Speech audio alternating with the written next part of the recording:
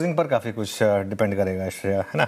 अब क्लोजिंग जो है वो अगर 23,750 के ऊपर हुई तो दिक्कत नहीं है, लेकिन अगर 23,750 टूटा, देखिए इंटरडे में तो टूटा था 10 पॉइंट से ही सही, लेकिन अगर 23,750 डिसाइसिवली टूटा तो मुझे लग रहा है कि थोड़ी सी फिर मुश्किल होगी।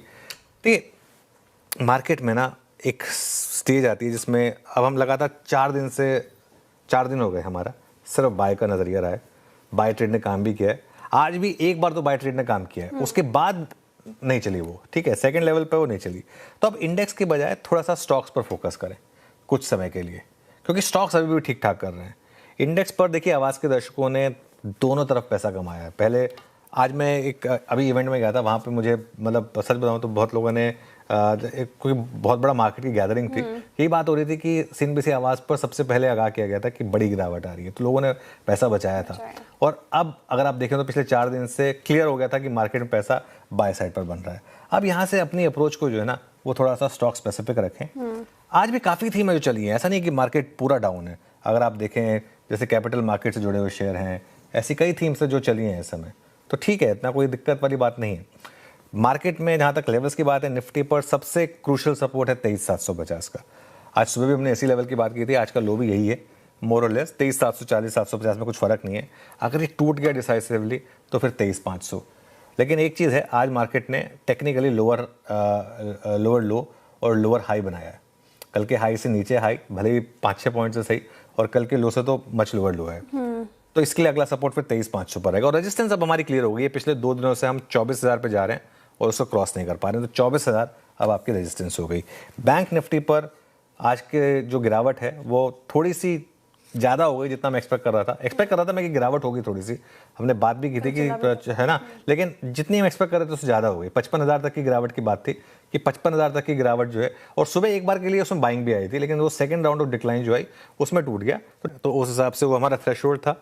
तो ठीक है, सब 2 अप्रोच हैं इसमें, या तो आप न्यूट्रल जाइए बीरू, ठीक है ना, शॉर्ट का मैं अभी भी व्यू नहीं ले रहा हूँ, या तो आप न्यूट्रल जाइए अगर आपको ओवरनाइट रिस्क नहीं लेना है तो, या फिर अगर आप मार्केट के टेक्सचर और ट्रेंड पे भरोसा रखते हैं तो मंथ एंड के निफ्टी के कॉल्स, मंथ एंड के याद रखिएगा, ये इंपॉर्टेंट है, इनको आप कैरी करें। इन दैट केस हो सकता है कल अगर बड़ा गैप डाउन हो जाए तो आपका थोड़ा मार्क टू मार्केट लॉस हो। छोटा गैप डाउन होगा तो वैसे भी कुछ बहुत ज़्यादा चेंज आएगा नहीं, अगर बड़ा गैप डाउन होगा तो क्योंकि टाइम वैल्यू होगी और ट्रेंड ऊपर है तो इसके लिए थोड़ा छोटा मोटा लॉस होगा। हाँ, अनलेस कोई 300-400 पॉइंट का गैप डाउन हो जाए, आई मीन उतना हो जाए तो फिर वो बैड लक होगा इस मार्केट में।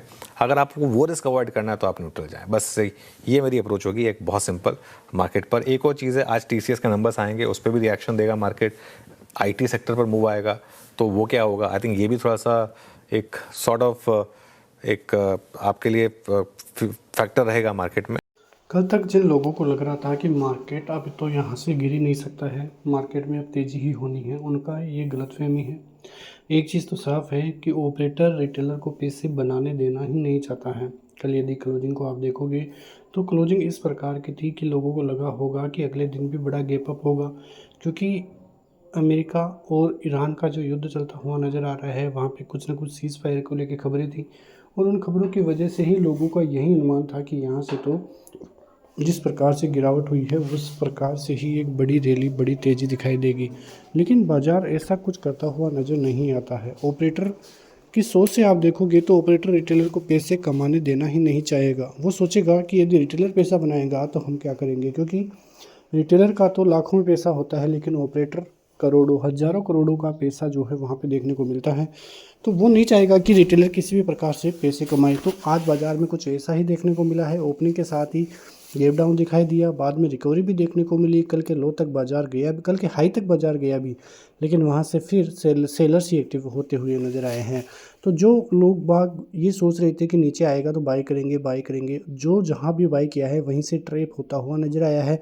तो आज का बाज़ार आपको कुछ ऐसा ही नज़र आया है। आगे भी देखना होगा कि किस प्रकार की रणनीति रहेगी, लेकिन निफ्टी फ़िलहाल 23,775 के लगभग है। लोग बाग सोच रहे थे कि 24,000 का लेवल जैसे ही पार करेगा तो एक बड़ी रिकवरी देखने को मिलेगी, लेकिन ऐसा बिल्कुल भी नहीं हुआ।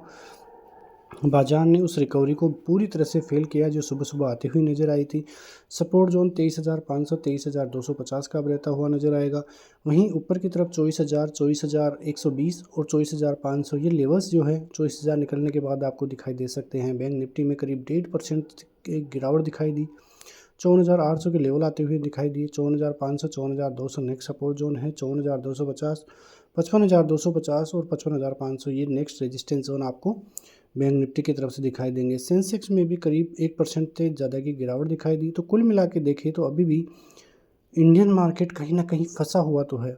खबरें जो है पॉजिटिव आती हुई नज़र आ रही है, लेकिन कुल मिला के पूरी तरह से खबरें पॉजिटिव नहीं हैं। सीज़ फायर को लेकर जो खबरें थी वो तो आती हुई नज़र आई है, लेकिन हार्मोज फिर से बंद कर दिया गया है, ऐसी भी खबरें आती हुई नज़र आ रही है। तो खबरों के दम पर ही बाज़ार चल रहा है। खबरों पर नज़र रखिए, क्योंकि ये जो बाज़ार है बिल्कुल ट्रेप वाला बाज़ार है। यहाँ पे पैसे बचा के रखिए, मौका मिलेगा वहीं पे आप इन्वेस्ट कीजिए और लंबे समय के लिए इन्वेस्ट कीजिए, क्योंकि कई शेयरों में बड़ी गिरावट दिखाई दी है, तो आपके पास बड़ा मौका भी है। फिलहाल एफआईएस की बाइंग अभी तक इंडियन मार्केट में नहीं है। एफआईएस की जब भी बाइंग आना चालू हो तो आप समझ जाइएगा कि अब की बार एफआईएस पक्का इंडियन मार्केट में तैयार हो रहे हैं। मिलते हैं नेक्स्ट वीडियो में, तब तक के लिए जय हिंद।